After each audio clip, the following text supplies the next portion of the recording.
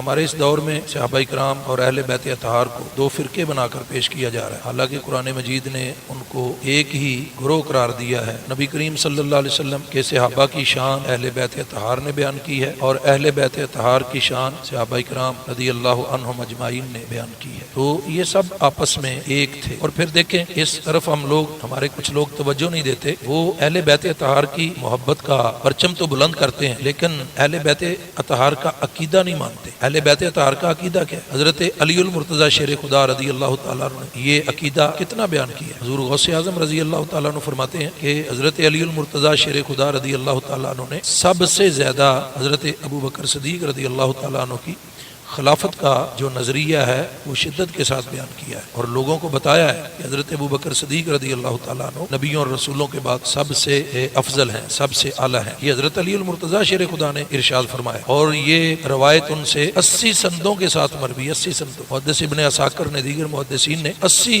سندوں کے ساتھ یہ روایت بیان کی ہے، اور امام ذہبی جیسے لوگوں نے اس کو متواتر قرار دیا ہے کہ حضرت علی المرتضی شیر خدا رضی اللہ تعالیٰ عنہ یہ بار بار بیان کیا کرتے تھے کہ اللہ تعالیٰ نے نبیوں اور رسولوں کے بعد سب سے اونچا مرتبہ اور مقام حضرت ابو بکر صدیق رضی اللہ تعالیٰ عنہ کو عطا فرمایا۔ تو آج کل یہ بھی ہمارے ماحول میں لوگوں نے عجیب و غریب عقیدہ جو ہے وہ داخل کر دیا ہے کہ وہ جی سیاسی خلیفہ تھے، روحانی خلیفہ نہیں تھے۔ تو اس سے بڑی توہین کیا ہو سکتی ہے؟ یہ لوگ نہ جانے کن لوگوں کی جنگ لڑ رہے ہیں اور کن کو خوش کرنا چاہتے ہیں، حالانکہ اگر صدیق اکبر کے پاس روحانیت نہیں تو پھر کس کے پاس روحانیت ہوگی؟ نبی کریم صلی اللہ تعالیٰ علیہ وآلہ وسلم نے ارشاد فرمایا کہ اللہ نے ساری مخلوق سے مجھے چنا اور میرے لیے میرے صحابہ کو چنا، اور جس کسی نے بھی میرے ان سب محبوب لوگوں کو گالی دی اور ان کو برا کہا تو نبی کریم صلی اللہ علیہ وسلم نے فرمایا فعلیہ لعنۃ اللہ والملائکۃ والناس اجمعین، اس پر اللہ کی بھی لعنت، ساری کائنات کے سارے انسانوں کی بھی لعنت۔ اسی لیے اللہ تعالیٰ نے صحابہ کرام کی اہل بیت اطہار کی مضبوطی بیان فرمائی۔ کتنے مقامات پر اللہ تعالیٰ نے ان کی شان و عظمت بیان فرمائی۔ کہیں فرمایا اولئک هم الصادقون، یہ سب کے سب سچے ہیں، اولئک هم الراشدون، اور یہ سب کے سب راشد ہیں۔ نحمدہ ونصلی ونسلم علی رسولہ الکریم، اما بعد فاعوذ باللہ من الشیطان الرجیم، بسم اللہ الرحمن الرحیم۔ واجب الاحترام حاضرین و سامعین ذوی الاحتشام، آج کے درس قرآن و حدیث میں ہم ایک اور بڑے اہم موضوع پر گفتگو کرنا چاہتے ہیں، اور وہ موضوع ہے نبی کریم صلی اللہ علیہ وسلم کے صحابہ کرام اور اہل بیت اطہار رضی اللہ تعالی عنہم اجمعین کے حوالے سے۔ تو ہمارے اس دور میں صحابہ کرام اور اہل بیت اطہار کو دو فرقے بنا کر پیش کیا جا رہا ہے، حالانکہ قرآن مجید نے ان کو ایک ہی گروہ قرار دیا ہے، اولئک حزب اللہ الا ان حزب اللہ هم المفلحون، کہ یہ اللہ کی جماعت ہے اور خبردار بے شک اللہ کی جماعت ہی دنیا آخرت میں کامیاب اور کامران ہے۔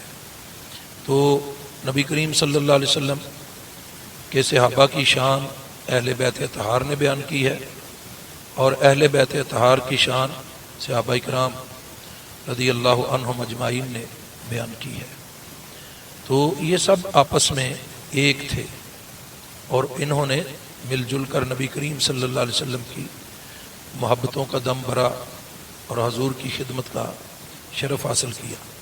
بڑی مشہور و معروف حدیث ہے، اور الحمدللہ ہم یہ حدیث تقریباً 20 کتابوں سے ثابت کر سکتے ہیں، سند بھی اس کی صحیح ہے۔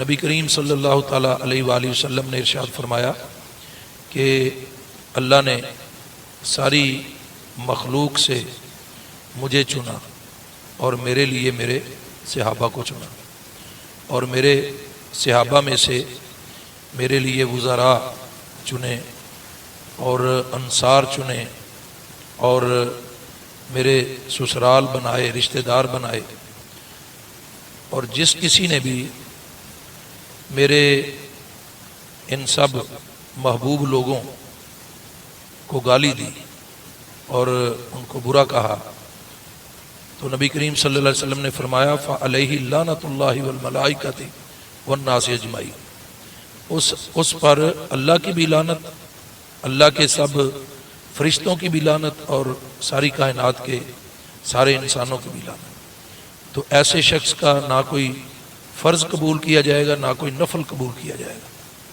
تو یہ کتنی بڑی محرومی ہے جس کو کچھ لوگ بار بار حاصل کرنا چاہتے ہیں۔ سعادت یہ ہے کہ نبی کریم صلی اللہ علیہ وسلم کی ہر نسبت کا احترام کیا جائے اور ہر تعلق کا ادب کیا جائے۔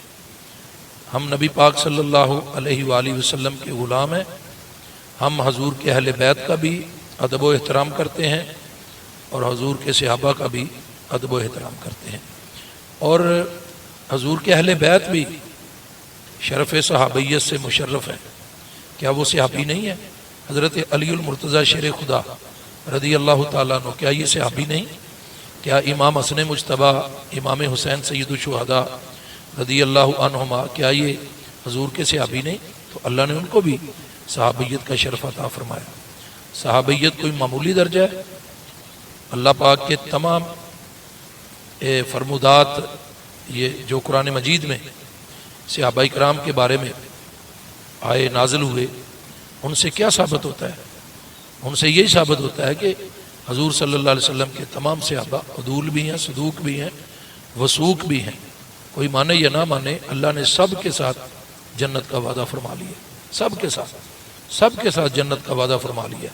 حضرت ابو بکر صدیق رضی اللہ تعالیٰ عنہ سے لے کر حضرت امیر معاویہ رضی اللہ تعالیٰ عنہ تک، اور حضرت امیر معاویہ رضی اللہ تعالیٰ عنہ سے لے کر حضرت واشی بن حرب رضی اللہ تعالیٰ عنہ تک تمام صحابہ جنتی ہیں۔ اللہ نے سب کے ساتھ جنت کا وعدہ فرما لیا۔ تو یہ نعرہ جو ہمارے بزرگوں نے لگایا ہے، یہ قرآن اور حدیث کی ترجمانی کی ہے، ہر صحابی نبی جنتی جنتی۔ اس نعرے کو عام کرنا چاہیے تاکہ اس دور میں جو صحابہ کرام کی دشمنی پھیل رہی ہے، جگہ جگہ ان پر تبرہ کیا جا رہا ہے، ان پر تنقید کی جا رہی ہے، ان کی توہین کی جا رہی ہے، تو اس سارے سیلاب کو روکا جا سکے۔ نبی کریم صلی اللہ علیہ وسلم کے تمام صحابہ یہ دین اسلام کے ذرائع ہیں اور دین اسلام کے گواہ ہیں۔ گواہ جتنا کمزور ہوگا مقدمہ بھی اتنا ہی کمزور ہوگا، اور گواہ جتنا مضبوط ہوگا مقدمہ بھی اتنا مضبوط ہوگا۔ اس لیے اللہ تعالیٰ نے صحابہ کرام کی اہل بیت اطہار کی مضبوطی بیان فرمائی، ثقافت بیان فرمائی، ان کی امانت، صداقت اور دیانت کا ذکر کیا۔ کتنے مقامات پر اللہ تعالیٰ نے ان کی شان و عظمت بیان فرمائی۔ کہیں فرمایا اولئک هم الصادقون، یہ سب کے سب سچے ہیں، اولئک هم الراشدون، اور یہ سب کے سب راشد ہیں، رشد و ہدایت کی مسند پر جلوہ فروز ہیں۔ اور کہیں فرمایا اولئک هم الصدیقون، یہ سب کے سب صدیق ہیں، اور حضرت ابو بکر صدیق اکبر ہے رضی اللہ تعالی عنہم اجمعین۔ اور کسی مقام پر فرمایا اولئک هم المتقون، اولئک هم المهتدون، اولئک هم المفلحون، اولئک هم المؤمنون، اولئک هم الغالبون۔ یہ کن لوگوں کی شان بیان کی جا رہی ہے؟ باقی مسلمانوں کی باری تو بعد میں آئے گی نا۔ سب سے پہلے ان آیتوں کے حقدار کون ہیں، مصداق کون ہیں، اور آئینہ دار کون ہیں؟ نبی کریم صلی اللہ علیہ وسلم کے صحابہ کرام ہیں۔ تو اللہ جن کی صداقت بیان کرے، جن کی دیانت بیان کرے، جن کی ثقافت بیان کرے، اور جن کو نبی کریم صلی اللہ علیہ وسلم کی زیارت کا شرف عطا کرے، ان لوگوں پر تنقید کرنا، استغفر اللہ، یہ تو دو جہان کی بدبختی ہے اور محرومی ہے۔ اللہ تعالیٰ نے ہمیں بدبختوں میں پیدا نہیں کیا، بلکہ اپنے محبوب کے غلاموں اور عاشقوں میں پیدا کیا۔ تو ہمیں اپنا رویہ اس بات پر مضبوط رکھنا چاہیے کہ ہم حضور سرور کائنات صلی اللہ علیہ وآلہ وسلم کی ہر نسبت کا ادب کرتے ہیں اور احترام کرتے ہیں۔ پھر سب صحابہ کرام کے سردار اور تاجدار حضرت ابو بکر صدیق اکبر رضی اللہ تعالی عنہ ہیں، وہ کلیم طور نبوت بھی ہیں، وہ یار غار رسالت بھی ہیں، وہ محور افکار مصطفیٰ بھی ہیں، وہ مرکز اسرار مصطفیٰ بھی ہیں، وہ پیکر انوار مصطفیٰ بھی ہیں، وہ مظہر کردار مصطفیٰ بھی ہیں، وہ یار غار مصطفیٰ بھی ہیں، یار مزار مصطفیٰ بھی ہیں۔ نبی کریم صلی اللہ تعالیٰ علیہ وآلہ وسلم ان سے محبت کرتے ہیں اور وہ حضور سے محبت کرتے ہیں صلی اللہ علیہ وآلہ وسلم. تو ہمیں حضرت سیدنا ابو بکر صدیق رضی اللہ تعالیٰ عنہ کی صداقت اور خلافت بلا فصل کو ہمیشہ سلام کرنا چاہیے. اگر ہمارے دل میں ایمان کی رتی بھی موجود ہے تو ہمیں نبی پاک صلی اللہ علیہ وسلم کے صحابہ کی عزت کرنی چاہیے، نبی پاک صلی اللہ علیہ وسلم کے اہل بیت کا احترام کرنا چاہیے. اور پھر دیکھیں اس طرف ہمارے کچھ لوگ توجہ نہیں دیتے. وہ اہل بیت اطہار کی محبت کا پرچم تو بلند کرتے ہیں لیکن اہل بیت اطہار کا عقیدہ نہیں مانتے. اہل بیت اطہار کا عقیدہ کیا ہے؟ حضرت علی المرتضیٰ شیر خدا رضی اللہ تعالیٰ عنہ نے یہ عقیدہ کتنا بیان کیا ہے.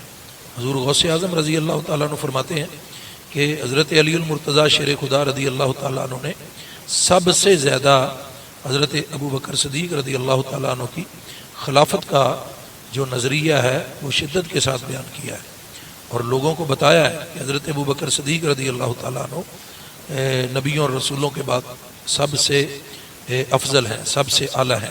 یہ حضرت علی المرتضیٰ شیر خدا نے ارشاد فرمایا اور یہ روایت ان سے 80 سندوں کے ساتھ مروی. 80 سندوں، محدث ابن عساکر نے، دیگر محدثین نے 80 سندوں کے ساتھ یہ روایت بیان کی ہے. اور امام ذہبی جیسے لوگوں نے اس کو متواتر قرار دیا ہے کہ حضرت علی المرتضیٰ شیر خدا رضی اللہ تعالیٰ عنہ یہ بار بار بیان کیا کرتے تھے کہ اللہ تعالیٰ نے نبیوں اور رسولوں کے بعد سب سے اونچا مرتبہ اور مقام حضرت ابو بکر صدیق رضی اللہ تعالیٰ عنہ کو عطا فرمایا. تو اس وقت حضرت صدیق اکبر رضی اللہ تعالیٰ عنہ کی افضلیت پر بھی کے عقیدے پر بھی ڈاکہ مارا جا رہا ہے، شب خون مارا جا رہا ہے. بڑے بڑے لوگ یہ حرکت کر رہے ہیں تو ہمیں ان کے شر سے بچنا چاہیے اور اپنی اولادوں کو بچانا چاہیے. یہ عقیدہ بھی بہت اہم عقیدہ ہے، افضلیت صدیق اکبر کا عقیدہ.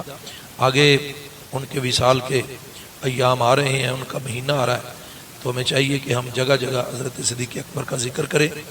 اگر ہم چاہتے ہیں کہ ہمارا خدا ہم سے راضی ہو، ہمارا رسول ہم سے راضی ہو، تو یہ بڑا شارٹ کٹ ہے ان کو راضی کرنے کا طریقہ کہ ہم حضرت سیدنا ابو بکر صدیق رضی اللہ تعالیٰ عنہ کی افضلیت اور خلافت بلا فصل کا عقیدہ جو ہے وہ اپنے ماحول میں، اپنے معاشرے میں، اپنے متعلقین منتسبین میں عام کریں. یہ حضرت علی رضی اللہ تعالیٰ عنہ کا فرمان ہے. حضرت امام حسن مجتبیٰ رضی اللہ تعالیٰ عنہ اور حضرت امام حسین رضی اللہ تعالیٰ عنہ سے یہ روایات مروی ہیں. ائمہ طاہرین نے ان روایات کو بیان کیا ہے. فریقین کی کتابوں میں یہ روایات موجود ہیں کہ اہل بیت اطہار نے امت کو یہی عقیدہ دیا ہے کہ نبیوں اور رسولوں کے بعد اللہ تعالیٰ نے سب سے اونچا مرتبہ اور مقام حضرت سیدنا ابو بکر صدیق رضی اللہ تعالیٰ عنہ کو عطا کیا، ان کے بعد عمر فاروق رضی اللہ تعالیٰ عنہ کو عطا کیا، ان کے بعد عثمان غنی ذو النورین رضی اللہ تعالیٰ عنہ کو عطا کیا. یہ دمہ دم مست کلندر علی دا پہلا نمبر، یہ عقیدہ اہل اسلام کا عقیدہ نہیں ہے، اہل سنت و جماعت کا عقیدہ نہیں ہے، یہ عقیدہ کچھ اور لوگوں کا عقیدہ ہے. تو اللہ نے پہلا نمبر ابو بکر صدیق کو عطا کیا اور دوسرا نمبر عمر فاروق کو عطا کیا. تو آج کل یہ بھی ہمارے ماحول میں لوگوں نے عجیب و غریب عقیدہ جو ہے وہ داخل کر دیا ہے کہ وہ جی سیاسی خلیفہ تھے، روحانی خلیفہ نہیں تھے. تو اس سے بڑی توہین کیا ہو سکتی ہے؟ یہ لوگ نہ جانے کن لوگوں کی جنگ لڑ رہے ہیں اور کن کو خوش کرنا چاہتے ہیں. حالانکہ اگر صدیق اکبر کے پاس روحانیت نہیں تو پھر کس کے پاس روحانیت ہوگی؟ جس کو قرآن مجید نے ثانی اثنین اذ ہما فی الغار کی شان سے سرفراز کیا، جو نبی کریم صلی اللہ علیہ وسلم کے ساتھ سائے کی طرح زندگی بسر کرتے رہے، تو کیا ان کے پاس بھی روحانیت نہیں تھی؟ تو یہ کیسا فلسفہ ہے جو یہ لوگ بیان کرتے ہیں؟ کن لوگوں کو یہ خوش کرنا چاہتے ہیں؟ تو اللہ تعالیٰ کا شکر ہے کہ اللہ تعالیٰ نے ہمیں ہمارے بزرگوں کے نقش قدم پر چلنے کی توفیق عطا فرمائی.